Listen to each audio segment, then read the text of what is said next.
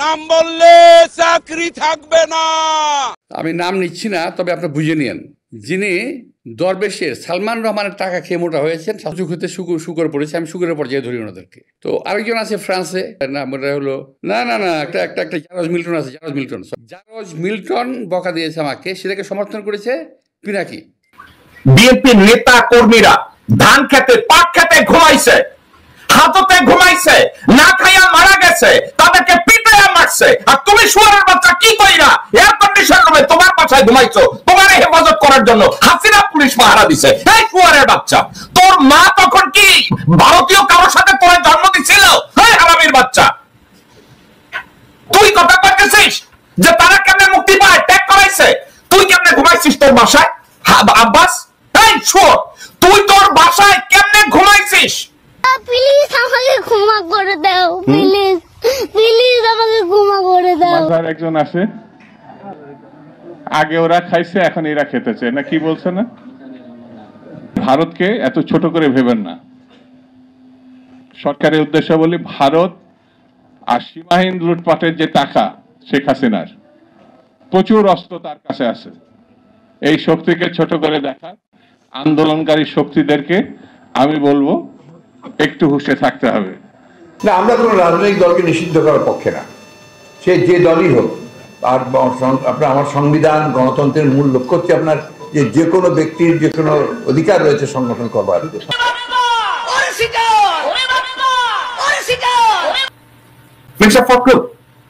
আপনি একজন নিঃসন্দেহে শিক্ষিত একজন মানুষ, আপনি কি মার্জিত?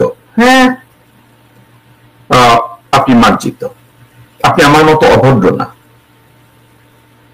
এখন কথা একটা, আপনার এই ভদ্রতার মুখোশের আড়ালে লুকিয়ে আছে একটা ভণ্ডামি। আপনার ভদ্রতার মুখোশের পিছনে লুকিয়ে আছে এক দেশদ্রোহী রয়ের দালাল।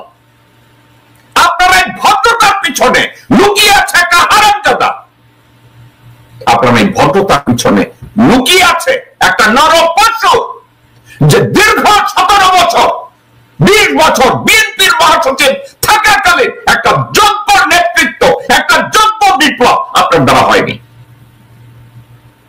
এবং বিএনপির নপুংসক নেতৃত্ব আপনার মতো একটা বাটপারকে এখন মহাসচিব করে রেখেছে। মির্জা ফখরুল, যখন আপনার নেতার বিরুদ্ধে আপনি বলেছেন আপনার নাকি ভাই একজন তারেক রহমান, আপনার ভাই নাকি একজন তারেক রহমান, রাইট? আপনার ভাইকে যখন এই নপুংসক এই কথাটা বলে, আপনি কি করেছিলেন? লন্ডনে থেকে কি করে জানেন? আমি কয়েকদিনে লন্ডনে গেছিলাম, যে তারেক যে এখানে কি করে, কেমনে চলে, কয়েকটা টাকা নিয়ে এসে কিছু, আর কিছু লোক নমিনেশনের সময় টাকা দেয়, আর এখানে ওই সার্টিফিকেট দিলে নাগরিকত্ব পাওয়া যায়, সেই সার্টিফিকেট বেছে একজন।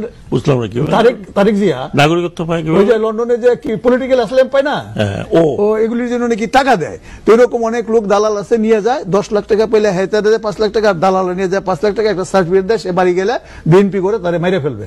তো এই কারণে কি পলিটিক্যাল আসাম দেয়, এইভাবে তারা। তো এইভাবে আপনি রাজধানী, এই কথাটা সত্য অথবা মিথ্যা এর ইনভেস্টিগেট করার দায়িত্ব আপনার।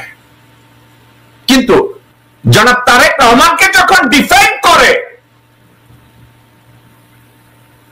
এই চোর তাজুল, এ তো কোনো সাধারণ মানুষ না, এই চোর তাজুল তো ওই চোর তাজুল যে স্বাধীনতা পদকের স্বর্ণ চুরি করেছিল হাসিনার কাছ থেকে, ওই তাজুল।